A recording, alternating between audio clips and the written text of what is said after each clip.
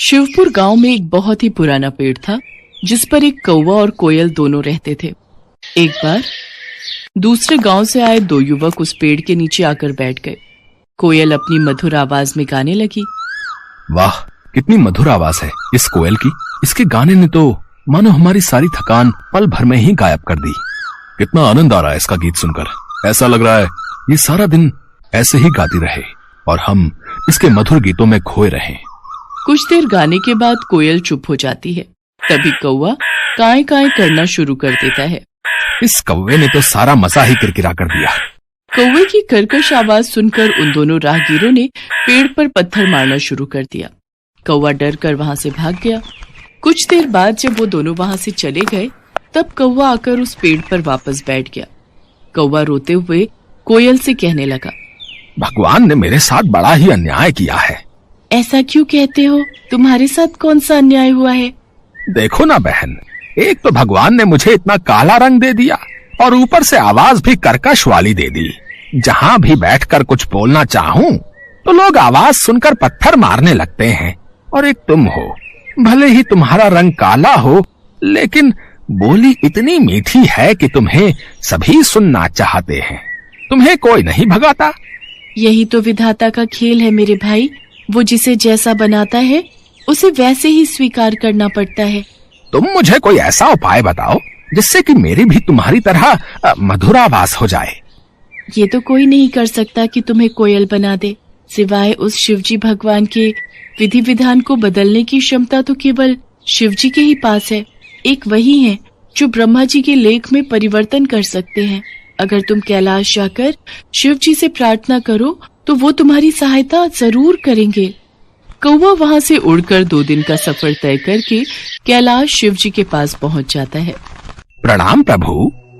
कागराज, आज कैलाश किस कारणवश आना हुआ? इसके बाद कौवे ने अपनी सारी व्यथा शिवजी को सुना दी। उसकी कहानी सुनने के बाद शिवजी बोले, हे कागराज, तुम इतने दुखी ना हो। तुम जैसा चाहते हो मैं तुम्हें वैसा बना दूंगा, किंतु मैं चाहता हूँ कि कोयल बनने से पहले तुम एक बार कोयल से जाकर पूछ लो कि वो कितनी सुखी है। शिवजी की बात सुनकर कौवा कोयल के पास जा पहुंचा और उसको अपनी और शिवजी के बीच हुई सारी बात बता दी। फिर कोयल उससे कहने लगी, भैया, मेरी आवाज भले ही मीठी है पर रंग काला है। अंधेरे में मैं दिखाई नहीं देती। मुझसे अच्छी जिंदगी तो हंस की है जो कितना सफेद है। सभी देखना चाहते हैं उसे। सारा दिन सरोवर में रहता है, कितना सुंदर लगता है। हर कोई उसे देखना चाहता है। कोयल की बातें सुनकर कौवे का मन बदल गया और वो फिर शिवजी के पास पहुंचा। प्रभु, अब मुझे कोयल नहीं बनना। वो तो अपनी जिंदगी से खुश नहीं है, किंतु हंस जरूर अपनी जिंदगी से खुश होगा। ठीक है, मैं तुम्हें जरूर हंस बना दूंगा, पर एक बार जाकर तुम हंस से पूछ कर आओ कि वो कहीं अपनी जिंदगी से दुखी तो नहीं है। कौवा एक बार फिर उड़कर हंस के पास पहुंचा।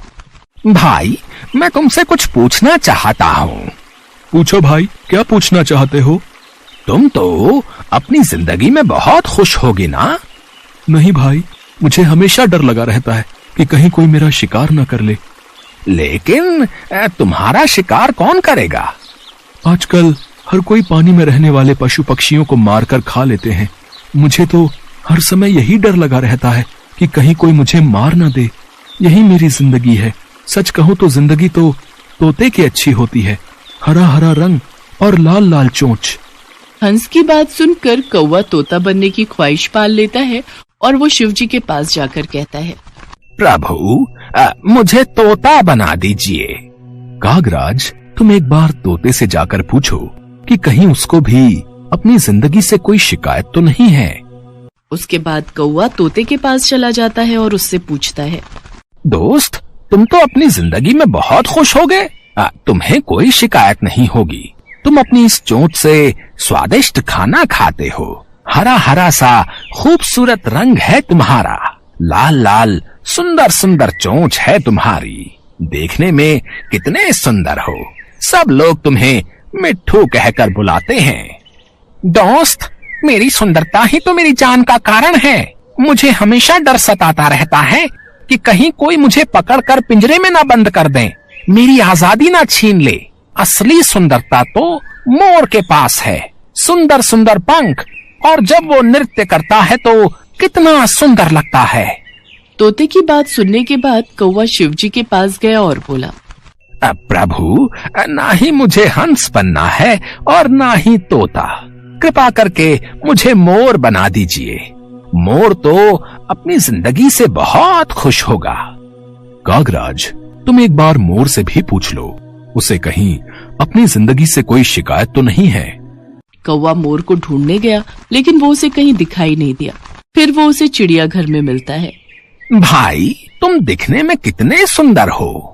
जब तुम नाचते हो तो तुम्हारी खूबसूरती में चार चांद लग जाते हैं। लोग तो तुम्हारे साथ फोटो खींचने में कितने खुश रहते हैं। और एक मैं काला कलूटा, अगर मैं किसी की छत पर भी बैठ जाऊं तो वो मुझे वहां से भगा देते हैं। अरे काहे की सुंदरता, इसी सुंदरता के कारण तो आज मैं पिंजरे में कैद हूँ। अगर बाहर रहता हूँ तो हर समय डर रहता है कि कब न जाने कौन आकर मेरे पंख नोच ले, कहीं कोई मेरा शिकार न कर ले। सबसे अच्छी जिंदगी तो तुम्हारी है। ना ही तुम्हें कोई पकड़ता है और ना ही तुम्हारा शिकार करता है। अपनी आजादी में रहते हो, लेकिन फिर भी न जाने क्यों तुम्हें खुद से शिकायत रहती है कि तुम्हारा रंग काला है और आवाज बेकार है। सच कहूँ तो यही तुम्हारा सुरक्षा कवच है। मैं तो ईश्वर से प्रार्थना करता हूँ कि अगले जन्म में मुझे कौवा ही बनाए। मोर की बातों को सुनकर अब कौवे को समझ में आ चुका था कि ईश्वर वही करता है जो तुम्हारे लिए अच्छा होता है, ना कि वो जो तुम्हें पसंद हो। ये सोचकर कौवा फिर शिवजी के पास पहुंचा और कहने लगा, प्रभु, मुझे ना तो तोता बनना है, न कोयल, न हंस और न मोर। मैं जैसा हूँ मैं वैसा ही ठीक हूँ प्रभु। शिवजी उसकी बातें सुनकर हंसते हैं और कहते हैं, कागराज, यही तो मैं तुम्हें समझाना चाहता था। हमें किसी से खुद की तुलना नहीं करनी चाहिए, क्योंकि वो हमेशा दुख का कारण ही बनती है और हर कोई अपने आप में श्रेष्ठ है। अब कौवे को सारी बात समझ आ चुकी थी। वो शिवजी से आज्ञा लेकर खुशी खुशी वापस कोयल के पास लौट जाता है। एक बार माँ पार्वती कैलाश पर भ्रमण कर रही थी। तभी उनकी नजर पृथ्वी लोक पर पड़ी। सेठ जी, ये माल गाड़ी में से उतार दिया है। ये ले, तेरे आज की कमाई के 200 रुपए। पूरा दिन मेहनत करके सिर्फ ये 200 रुपए ही कमाई हुई है। अब इसमें से 50 रुपए दूध के, 50 रुपए सब्जी के, बाकी बचे 100 रुपए जो पूरे 3 दिन चलाने हैं। ये हो गए पूरे 50,000 रुपए। इन्हें तिजोरी में रख देता हूँ। नहीं भैया, ये बहुत महंगी साड़ी है, कोई सस्ती सी दिखा दो। हाँ, ये 150 रुपए वाली ठीक है। भैया, ये तीनों साड़ी पैक कर दो। ये लो 5,000 रुपए। माँ पार्वती गरीब और अमीर दोनों को देख रही थी। आखिर जिसे जो चाहिए उसे मिलता नहीं, और जिसके पास पहले से हो उसे और मिल जाता है। इस प्रश्न का उत्तर तो महादेव ही दे सकते हैं। धरती का ये नजारा देखकर माँ पार्वती भगवान शंकर के पास जाती है।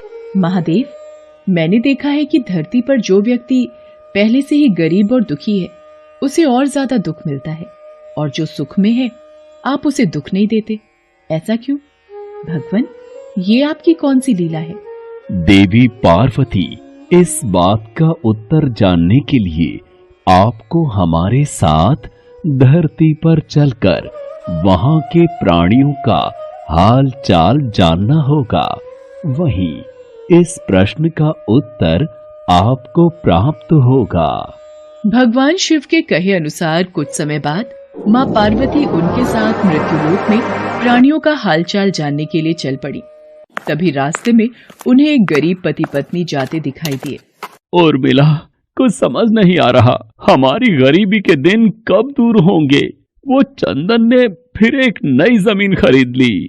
सबका भाग्य एक सा नहीं होता है जी। उसके भाग्य में अमीर बनना लिखा है, हमारे में नहीं। भगवान की इच्छा होगी तो हम भी अमीर बन जाएंगे। पता नहीं कौन से पिछले जन्मों के कर्मों की सजा भुगतनी पड़ रही है। न जाने कौन से बुरे पाप किए थे। हे महादेव, आप इन दोनों पति पत्नी को कुछ ही पलों में अमीर बना सकते हैं। मेरे कहने पर आप इन्हें अमीर बना दीजिए। ये बेचारे कितने दुखी हैं। देवी पार्वती, इन दोनों के भाग्य में अभी अमीर बनना नहीं लिखा है। महादेव, जब हम इन्हें धन दे देंगे तो इनकी गरीबी दूर हो जाएगी, फिर ये भी अमीर और सुखी हो जाएंगे। कृपया करके आप इनकी मदद कीजिए प्रभु। देवी पार्वती, मैं तुम्हारी इच्छा अनुसार इन्हें धन प्रदान कर देता हूँ, पर उसका मिलना या ना मिलना कर्मों पर निर्भर करता है। पार्वती जी के कहने पर भगवान शिव ने सोने की अशर्फियों से भरी एक पोटली उस रास्ते में डाल दी। पोटली से कुछ दूरी पर उर्मिला की नजर गुजरते हुए एक अंधे व्यक्ति पर पड़ी। सुनो जी, हम तो गरीब हैं इसलिए दुखी हैं, पर ये सामने व्यक्ति तो नेत्रहीन है। एक बात समझ नहीं आई, ये नेत्रहीन लोग कैसे जीवन व्यतीत करते होंगे? हाँ, बड़ी मुश्किल होती होगी उर्मिला इन बेचारे नेत्रहीन लोगों को। चलो आज हम भी अंधों की तरह चलकर देखते हैं, देखें ये कैसे जीवन जीते हैं। उर्मिला और सूरज आंखें बंद कर एक दूसरे का हाथ थामे चलने लगे। सोने की अशर्फियों की पोटली रास्ते में ही पड़ी रह गई और वे दोनों करीब से गुजर गए। भगवान शिव बोले, देखा देवी पार्वती, इनके भाग्य में अभी गरीबी ही लिखी है। हम कुछ दिन धरती पर ही रहेंगे। यहाँ मनुष्य रूप में रहकर मैं तुम्हारे मन की सभी शंकाओं को दूर करना चाहता हूँ। भगवान शिव और देवी पार्वती ने मनुष्य का रूप धारण किया और पति पत्नी के रूप में एक गांव के पास डेरा जमाया। शाम के समय देवी पार्वती भगवान शिव से बोली, स्वामी, मैं रसोई की तैयारी शुरू करती हूँ। यहाँ पृथ्वीलोक में यदि हम रहने आ ही चुके हैं तो हमें भोजन की भी व्यवस्था करनी होगी। मैं चूल्हा बनाने की तैयारी करती हूँ, आप तब तक भोजन बनाने की सामग्री ले आइए। माँ पार्वती चूल्हा बनाने के लिए बाहर से ईंटें लेने गई। चूल्हा बनाने के लिए मुझे ईंटों की जरूरत है। ये एक जर्जर और टूटा मकान दिखाई दे रहा है। इसकी ईंटें मेरे काम आ जाएंगी, यही ले लेती हूँ। चूल्हा तो तैयार कर लिया, महादेव आते ही होंगे। अरे आप आ गए, ये देखिए मैंने चूल्हा तैयार कर लिया। पर आप खाली हाथ क्यों लौट आए स्वामी? भोजन कैसे बनेगा? देवी पार्वती, अब सामग्री की कोई आवश्यकता नहीं है, क्योंकि जिस प्रश्न का उत्तर ढूंढने के लिए आप आई थी वो आपको स्वयं मिल गया। मैं कुछ समझी नहीं स्वामी, मेरे प्रश्न का उत्तर मेरे समक्ष ही है। हाँ देवी पार्वती, आप यही जानना चाहती है ना कि इस पृथ्वी पर क्यों गरीब लोग ज्यादा परेशान होते रहते हैं। अच्छा ये बताइए, आप इस चूल्हे को बनाने के लिए ईंटें कहाँ से लेकर आई हो? प्रभु, इस गांव में बहुत से ऐसे घर भी हैं जिनका रखरखाव सही ढंग से नहीं हो रहा है।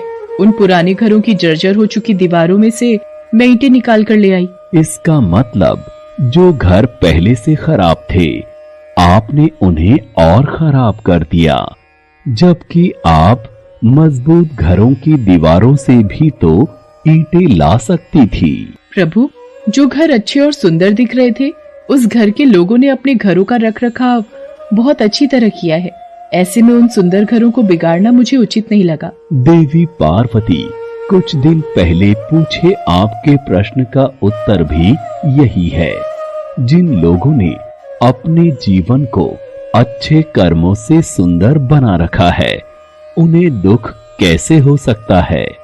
इस संसार में हर मनुष्य अपने कर्मों का ही फल पाता है। सबके पास सब कुछ नहीं होता। मनुष्य के पिछले जन्मों का कर्म उसे इस जन्म में भुगतना ही पड़ता है, और यदि वो अपने इस जन्म और आने वाले अन्य जन्मों को सुखी बनाना चाहता है तो हमें सदैव ही पुण्य कार्य करते रहना चाहिए, ताकि हमारे कर्म उसमें जुड़ते रहें। आपको ज्ञात है वो मार्ग में उस दिन एक नेत्रहीन व्यक्ति। हाँ स्वामी, मुझे ज्ञात है। वो देखिए देवी पार्वती, उसके पास धन दौलत ऐशो आराम की कोई कमी नहीं है, परंतु उसकी आंखों का इलाज नामुमकिन है। ये उसके पिछले जन्म के कर्मों से जुड़ा है। उसने पिछले जन्म में जानबूझकर किसी निर्दोष की आंखों की रोशनी छीन ली थी, इसलिए ये इस जन्म में नेत्रहीन हो गया। पर इसके कुछ पुण्य कार्यों की वजह से ये अमीर बना। और वो गरीब पति पत्नी स्वामी? देवी, वो दोनों पिछले जन्म में एक कंजूस अमीर सेठ सेठानी थे, जो कभी भी कोई दान पुण्य नहीं करते थे। इसलिए इस जन्म में उन्हें गरीबी और दुख मिला।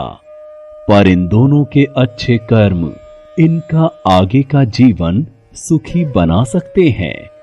इस पृथ्वी पर कोई भी मनुष्य पूरी तरह से सुखी नहीं है देवी। हर मनुष्य के पास कोई न कोई दुख और समस्या है। मुझे उत्तर मिल गया है स्वामी। इस पृथ्वी पर सुखपूर्वक जीवन यापन करने के लिए मनुष्य को अपने द्वारा अच्छे कर्म करने चाहिए, ताकि उसे उसके पिछले बुरे कर्मों का फल न भुगतना पड़े।